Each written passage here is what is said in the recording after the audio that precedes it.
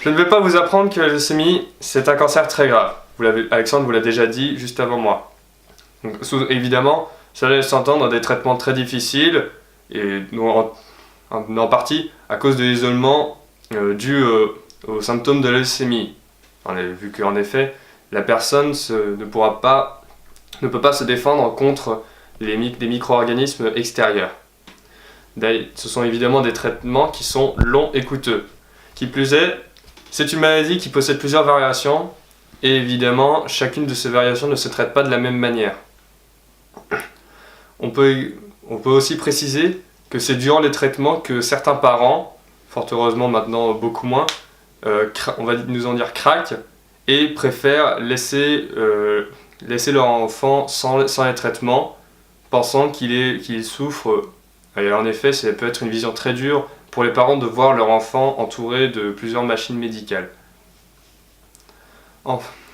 Enfin également, à cause de certaines variations de la leucémie, certaines pratiques ne peuvent pas être utilisées, notamment pour les cas de leucémie sur des personnes à l'âge avancé. On ne peut pas effectuer de greffe.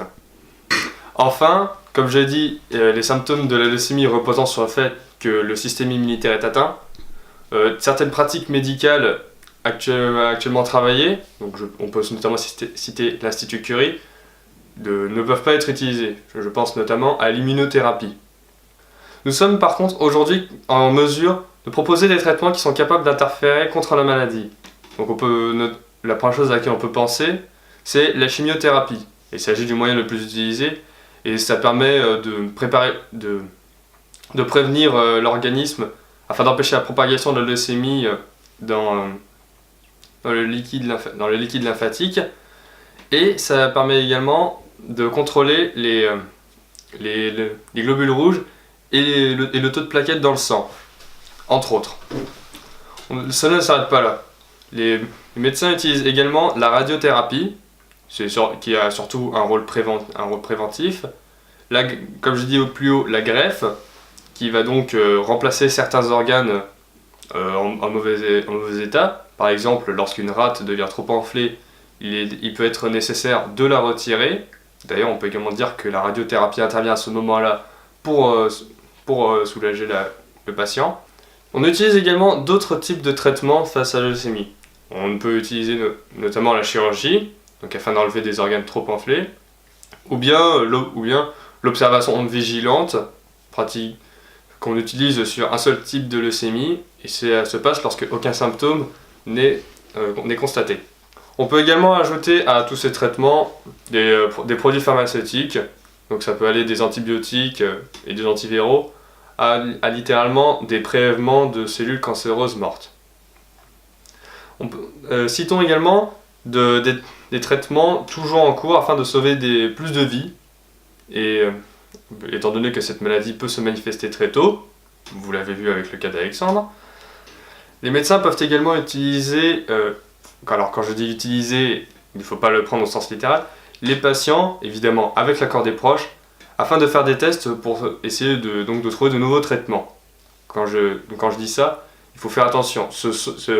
Les parents, les proches des patients sont d'accord et les traitements sont inoffensifs. Il ne faut donc pas considérer ces patients comme des cobayes.